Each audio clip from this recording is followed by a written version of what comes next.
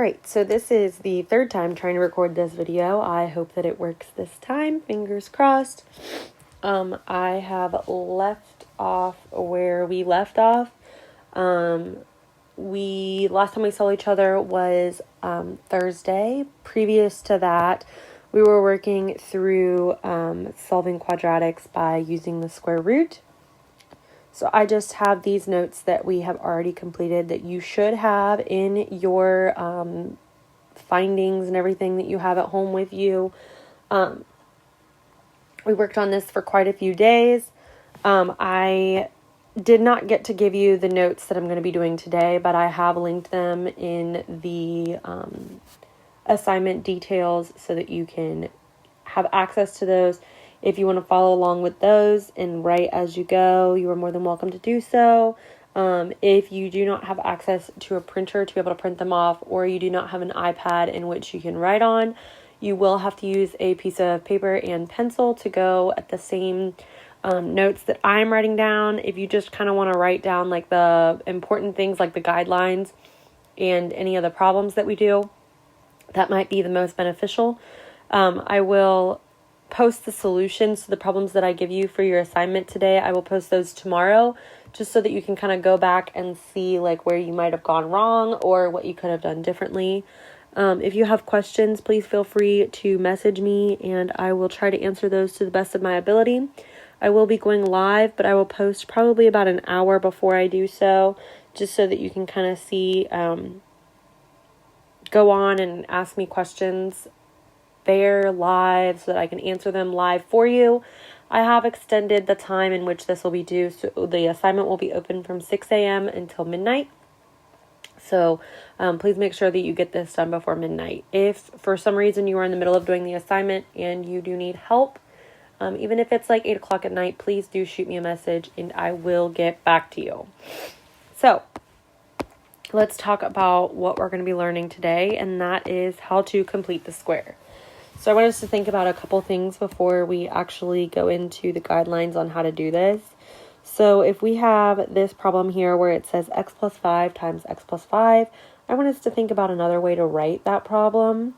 So one thing that you might be saying to yourself, well, we can multiply those together and kind of expand that problem a little bit, but I want us to think about it in a different way.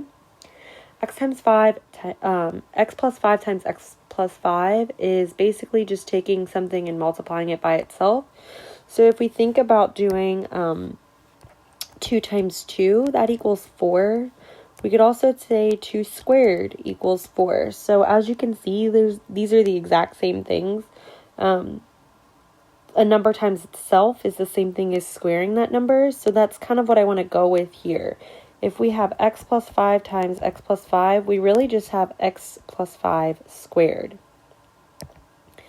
So going back into that idea of why don't we just like multiply them together? Well, x times x is x squared. X times 5 is 5x. 5 times x is 5x.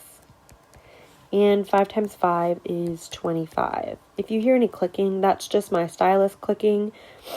Sorry about that. If I continued to go along and solve this problem, I have some like terms that I want to combine here. So if I do that, I end up with x squared plus 10x plus 25. So there's some things that I want us to relate here. This 5, the 10, and the 25. How can I relate all those numbers to each other? Well, I want to think about this multiplicatively. So how could I get from 5 to 10 using multiplication? Well, I can do 5 times 2. And then how could I get from 5 to 25 using multiplication? Well, for this, I can do 5 times 5, which is the same thing as 5 squared. So if I wanted to take this same concept that we've used here and use it on this problem to fill in that blank, I'm going to end up using 16 here. And my reasoning behind that is if I did the same process as I did above, and I did 8 divided by 2, well, that equals 4. So I know I'm going to use 4 because I used 10 divided by 2 was 5, and that was kind of like my common number between all of them. So then I'm going to take that 4 and I'm going to square it, which gives me positive 16. So that's how I got my 16. And from this right here, I could create something like I did in the green. And I could say that this is the same thing as x plus 4 squared. So this is basically what we're going to be doing today. We're going to just be taking numbers, dividing them, and squaring them, and just kind of creating some new things. So just like everything else, we do have guidelines for completing the square. So our first step here is that our function must be written in the form ax squared plus bx equals c. So that constant value, our constant term, the term that just has numbers in it, no variables, needs to be on the right side of our equation. We then need to check and see if a is, wrong color. We then need to check and see if a is 1. So up here, there's that little 1 in front of this guy. So I am going to determine if that is 1. If it's not, then I'm going to divide both sides by whatever number that is. 3 and 4 kind of go hand in hand. I'm going to take my b value and divide it by 2. And then I'm going to square it and add it to both sides. So these two steps will make a little bit more sense when we actually start to do the problems. But we did that up in that problem where I said it was x squared plus 8x plus 16. We've already done that, but it will make a little bit more sense when we start to do one of the practice problems. Step number 5 is that we need to factor our perfect square trinomial. So by factor, I mean making up that blue equation that I have up there where I had x plus 4 squared. I'm going to be making those for all of these today. Last step, just as anything else, we are trying to solve for what our x value is. So what we need to do is square root both sides of our equation, and then we are going to go ahead and solve. So with all of these guidelines in mind, I do want to start to do some problems with you guys. So our first problem here is x squared plus 18x plus 56 equals 0. So in this, step 1 is to determine whether or not my c value is on the left or the right side. So here's my c value. Right now it is on the left side. I need to move it to the right side of that equal sign. So since 56 is being added, I'm just going to go ahead and subtract from both sides. When I do this, I've kind of created a new equation. And up here, I did say that I was going to end up adding something to both sides. So I'm just going to leave a blank for that, just so that I remember to do so. And then my next step is to identify whether or not my a value is 1. So here is a, and it is 1. There is no number in front of the x, so we assume that it's 1. Now we just need to now we just need to decide what is going to go into my blanks here. So I take my b value, which here is 18. So I do 18 and I divide it by 2, which is 9. And then I square 9 and I get 81. So 81 is what is going to go here in my blanks. Step number 5 says that we need to factor. So this is where I'm going to create that my factors for my perfect square trinomial. And my factor is made up of my variable and then whatever b divided by 2 is. So in this case, it's 9. And it's a positive 9, so I'm going to say x plus 9. Positive 9 plus 9. So then I need to do my negative 56 plus my 81, which gives me a positive 25. So here I have something squared. So to undo squares, of course, we have to square root. So I'm just going to go ahead and square root both sides. When I do so, on the left, I get x plus 9. And on the right, I get plus or minus 5. Now we're not done because we did need to solve for our x variable.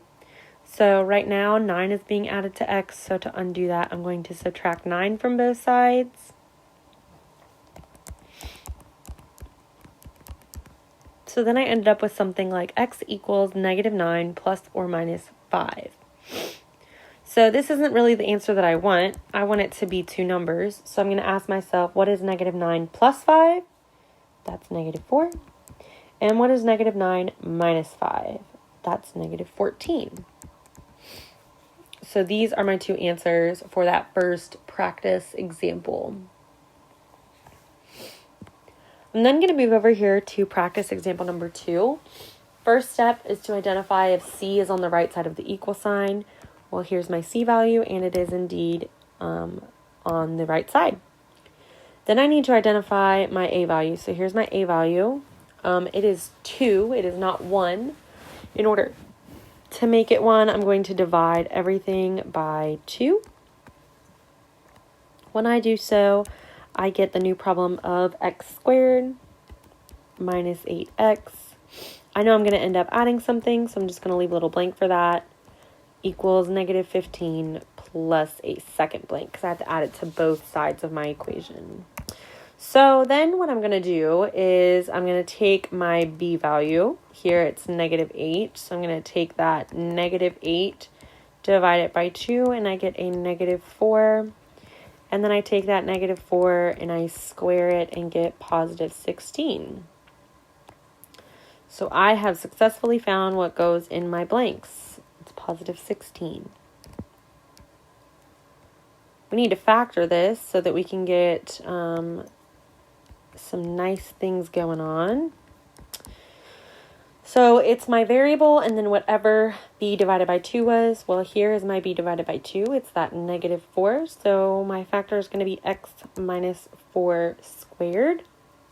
I need to do -15 plus 16, which is +1.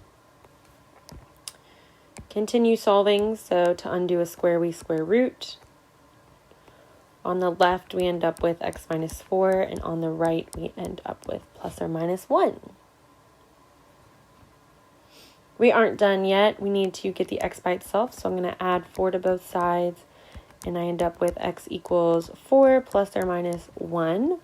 Again, this isn't the answer that I quite want, so I'm going to do 4 plus 1 and get 5, and 4 minus 1 and get +3. Those will be my answers. So I will post these notes under here as well, my completed notes, just so that you can kind of look back at them if you don't want to go through the entire video again. Down below, here is where I'm going to tell you what you're going to do for your assignment. You are to do problem number 3. Problem number 3, number 4, number 5, and number 6. This will be your assignment for the day. It is worth 5 points. So I do need that turned in by midnight tonight, or you will not get your 5 points. So, and you will be marked absent for the day. So that's another thing just to keep in mind. Any day that you do not turn in assignments, you are considered absent for that day. So please make sure that you are submitting those assignments. I am going to do practice number 1 and 2 with you, just because those are a little bit more difficult. They have some fractions in them, and I want you guys to be well aware of how to do things like this. So starting with number 1, we're first going to identify whether or not our C value is on the right. So in this example, C is indeed on the right. It's that -3. So second step is to identify whether or not A is 1. Here my A is 4, so I just need to divide everything by 4. When I do so, I get x squared minus 2x. I know I'm going to end up adding something, so I should leave a little blank for that. And that equals -3/4 plus my other blank. We now need to take my b value, which here is -2. So I'm going to do -2 divided by 2 and get -1. And then I'm going to do -1 squared to get +1. So +1 is what I want to put in my blanks here. Okay, now that I have that, I'm going to create my factors. So it's going to be x and then whatever b divided by 2 was. So that was 1, -1 squared. And then I need to do -3/4 plus 1, which is +1/4.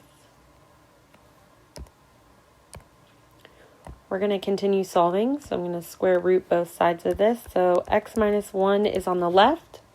On the right, to do the square root of 1/4, remember I do the square root of 1 divided by the square root of 4. So I end up with plus or minus 1/2. We're almost finished. We just need to add 1 to both sides. So when we do so, we end up with x equals 1 plus or minus 1/2. I am going to take it one step further and do 1 plus 1/2 is 3/2, and 1 minus 1/2 is positive 1/2. So those are my answers for practice number 1. Like I said, you can stop the problem as I go, just so that you can kind of take a minute to catch up to where I am. I am going a little bit fast. It's a little bit hard to pace yourself when there are not students in front of you. So I'm going to do practice problem number 2 with you, and then you guys will submit 3, 4, 5, and 6 as your assignment for the day. Step 1 here is to make sure that my b value is on the right side of the equation, which it's not. So I'm going to go ahead and subtract 8 from both sides, which leaves me with 3x squared plus 10x equals negative 8. Then I need to determine if a is 1. Here, a is 3, so I need to divide by 3 everywhere. When I do so, I get this lovely new equation with some fractions in it. I know I'm going to be adding something, so I should leave some space for that. Got to figure out what my new value that I'm going to insert there is. So I'm going to do 10/3 divided by 2 to get 5/3. And then I'm going to take that 5/3 and I'm going to square it to get 25/9. So 25/9 goes in my blank.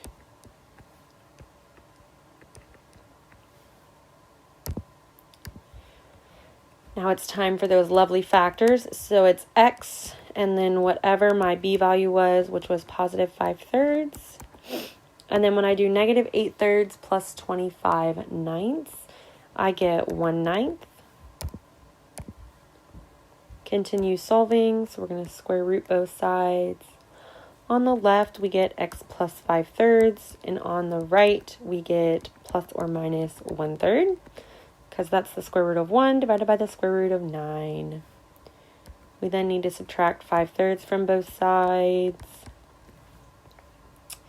When we do so, I'm going to jump right to the end. You end up with negative 4/3 and negative 2. That is by doing negative 5/3 plus 1/3 and negative 5/3 minus 1/3. So that is the end of the video. You will need to do 3, 4, 5, and 6 for your assignment today. Good luck. Let me know